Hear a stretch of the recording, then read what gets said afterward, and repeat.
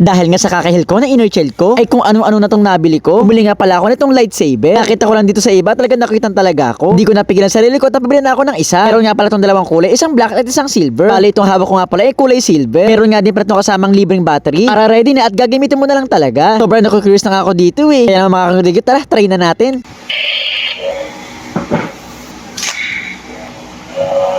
Napansin ko na marami pala siyang kulay. Merong color purple, merong kulay blue, meron din color red, eto sky blue, merong color green at yellow green, at kulay orange. At feeling ko maganda siyang gamitin sa dilim. Kaya pumunta ako ng kwarto at sarado kong pinto. At inop ko na rin yung ilaw. At ganito ay tsura niya sa dilim. Grabe, sobrang ganda at sobrang astig.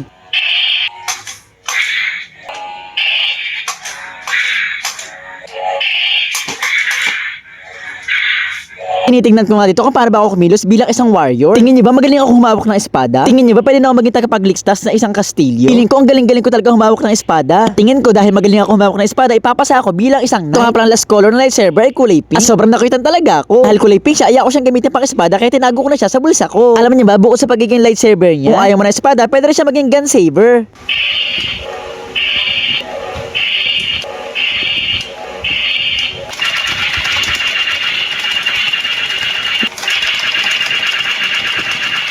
O diba mga kadiv, sobrang ganda, sobrang astig. Meron nga palang isang page ang nag-reach out sa akin. Arte Crafts by Oday nga pala ang pangalan. PM siya sa akin at nanghihingi siya sa akin ng picture namin ng jowa ko. At syempre hindi naman ako snubber at meron pa naman akong jowa. Kaya naman nag-send ako ng picture namin ng jowa ko. Ayan yung sinend ko. Tapos tinanong niya ano tatawagan namin. Ang tawag ko nga pala sa jowa ko ay pangalan lang. Ang tawag naman niya sa akin ay baby.